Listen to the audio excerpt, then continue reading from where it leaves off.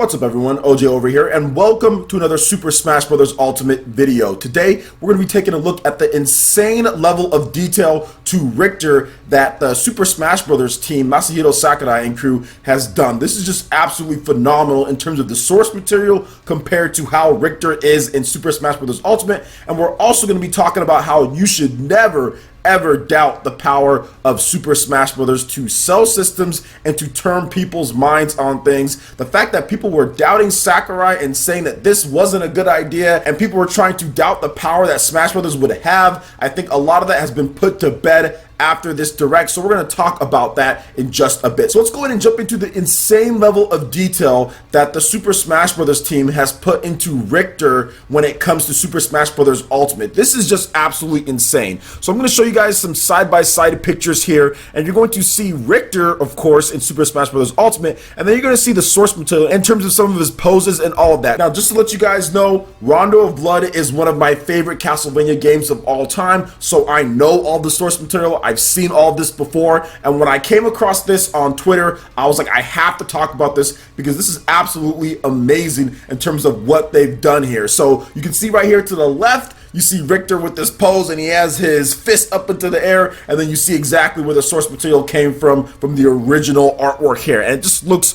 phenomenal in terms of what they've done. Now, they've taken some liberties with his outfit. Obviously, you can see that they've changed just a few things up in terms of the belt design and kind of like the top in terms of his belts that go around like his shoulders. They've changed that up a little bit, made it a little bit more thick and modern, kind of added a few more different layers and patterns, but overall, really faithful representation of the pose and how Richter looks. Now, moving on to the next one here, we're going to talk about this one where he's like, hey, and his hands up into the sky right here, and I love this one because I remember seeing this back in the day. I remember just seeing this throughout various websites in terms of this Rondo of Blood game, and it's all in Japanese, and I didn't know what was going on, and I had no clue back then. I mean, we did not have the internet like it is at this point, so you couldn't research as much what was coming out in Japan compared to what was coming here in the US, so it was always kind of foggy. But I remember coming across this a while ago on the internet and wondering when I was going to be able to play something like this. But it's really cool that they have this pose here, and they actually digged back that far to see exactly like how Richter operates and everything. And you can clearly see here that the team loves Castlevania. I think they love Castlevania a lot more than they love Final Fantasy, because they're giving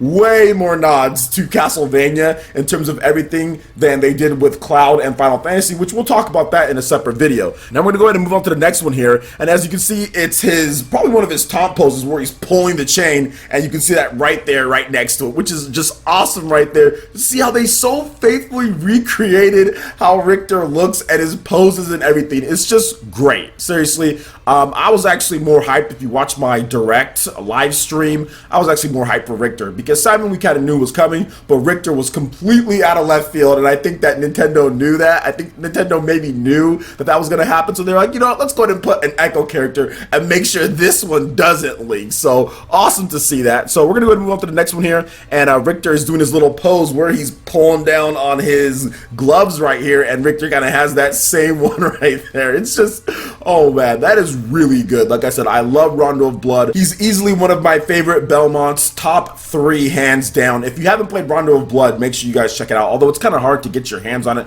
There's the PSP version that's really good if you want to play that. It's just so awesome to see them recreate all these poses here. Now we're gonna go ahead and move on to the next thing, and that is actually some more stuff that people brought up, and shout outs once again to Deformed Monkey on Twitter, also MK as well for kind of supplying all this stuff here. But then you also have this back pose of Richter, and we actually have the pixelated one from him in the game. So Rondo of Blood, you actually see his original pixel work right here, and then they compare that to the Super Smash Bros. Model, and it's exactly like it in terms of everything, with the right arm kind of right there at the hip by the cross, and then the left arm right there. Just so good on that one as well. And then also the victory pose that many people were making fun of, where he's just kind of like, hey, deuces, and you can see it actually comes from something right here as well. So very faithful to what they've done before, very faithful to the source material, and that's exactly what I want to see when I see like Richter just kind of being put in all of this. It's just great. And even look at some of these other ones here. You see like the original pose, and then they have that again,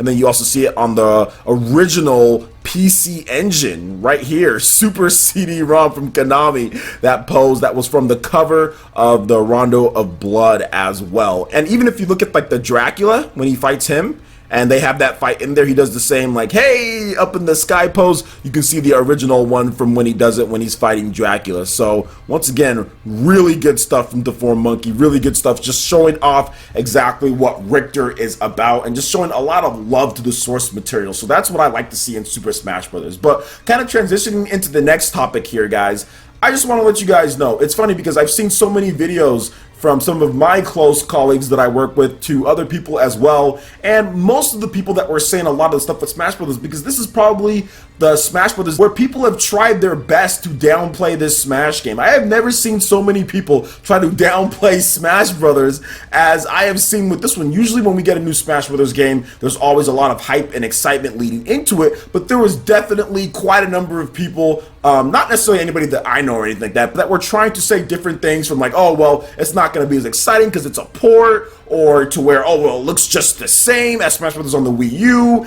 and all sorts of just weird kind of things without actually examining things and kind of looking compared to what Nintendo does with ports. Actual ports like a Mario Kart 8 Deluxe or like a Hyrule Warriors Definitive Edition or a Bayonetta 1 and 2 compared to what they did with Super Smash Brothers. Completely different setup, completely different hype buildup, completely different things that they've done. So for me, it was easy to see that it wasn't going to be that. But this is the most that I've seen. So a lot of people were underestimating how well Smash Brothers was going to do. People are saying, oh, well, I don't see Smash Brothers selling 20 million systems, as if Smash Brothers is going to be the only game, or if Pokemon is going to be the only game released in the holiday season that's going to help sell systems. And usually people who say that don't really know about sales. They just say stuff randomly. They don't have any intricate knowledge in terms of how Nintendo works and how systems are sold. But I did see quite a bit of that and numerous questions, people asking me that the same thing. So doubts across the board. But I think at this point, after they've shown off Super Smash Bros. Ultimate with this last direct where we actually got information on modes, we got more characters revealed, we got a lot more things, people are starting to see we're just scratching the surface on what's going to be in this game. There was a lot of people jumping the gun, and that's why I'd always say don't ever underestimate the power of Super Smash Bros. This is the largest crossover that we have seen in quite some time. That's not like Mugen or something like that. Don't ever underestimate the power of Sakurai and his team to kind of put in things that are unexpected, put in different characters that, yeah, I mean, maybe it was rumored, but until you see them operate, and you see how fun the game can be with all the different modes. Do not underestimate the power of this to move systems and literally be the defining factor for Nintendo in the holiday season. Yes, Pokemon Let's Go Pikachu, Let's Go Eevee are going to do great on the Nintendo Switch. Those are going to be big games, but let's be real here, guys. Super Smash Bros. Ultimate is definitely the beacon when it comes to Nintendo's holiday lineup. Now, there's a lot of stuff. Super Mario Party, there's going to be Starlink Battle for Atlas, we have The World Ends With You coming out, Valkyria Chronicles 4, there's a ton of different games that are all going to help. Combined with the last year's games, which a lot of people don't talk about enough, is like Super Mario Odyssey, The Legend of Zelda Breath of the Wild, Mario Kart 8 Deluxe. All of these games combined are really going to be the push that Nintendo's going to get. They know that they have the evergreen titles, and along with releasing stuff like the Octo DLC, Splatoon 2, we're even seeing sustained sales of games like ARMS, which is over 2 million units at this point, and of course Splatoon 2, which is nearing 7 million units. So all of those games are going to continue to help sell the Nintendo Switch, because people are going to be like, okay,